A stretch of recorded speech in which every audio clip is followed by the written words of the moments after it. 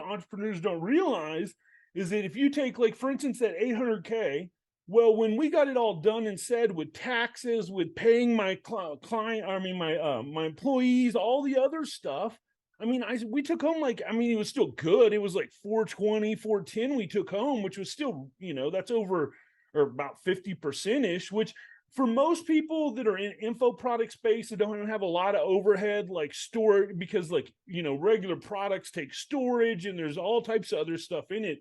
I always tell most people, if you can get between like 45 to 55% of profit on whatever you're making, that's good. Like, if you talk to, like, I don't know what you experience, Alex, but like Tanner or Kevin David, when I talk to them, those are the numbers. They're like, if I can get up to like 46, 47% with everything said and done, that's pretty good for most entrepreneurs. Right. I mean, like, I think that's a big fallacy there. People go, oh, you made $1 million. Well, it wasn't $1 million I took home. We made $1 million, but it was 10 million. Even if you do 10 million, taking home 4 or 5 mil, It's so funny.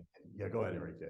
I was gonna say, with the online space now, online agencies, coaching agencies, your profit margins are so much higher too, because your expenses are so much lower.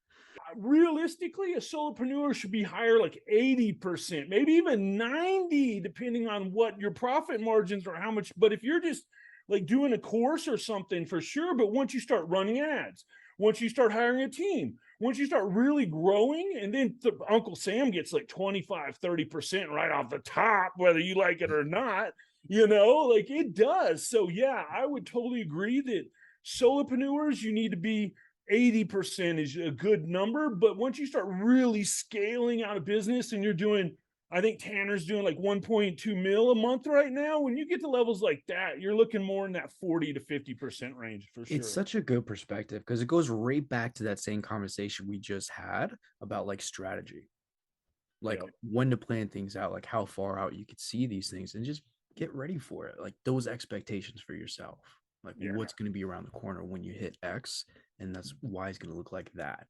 Right. I think Joel Kaplan says it best. He's like, dude, I can keep my agency at $3 million a year, high profit margin, or I can grow and scale to $10 million a year. But is it worth an extra $300,000 to $600,000 in my bank account? Is it worth, right? Is it worth diluting my own, my own market share, right? Is it worth diluting myself, my stress, everything for a couple extra $100,000, right? So that's really the question that I would challenge people out there. Like, cool, you want to build a $10 million business. Like, what are you willing to give up to make it happen?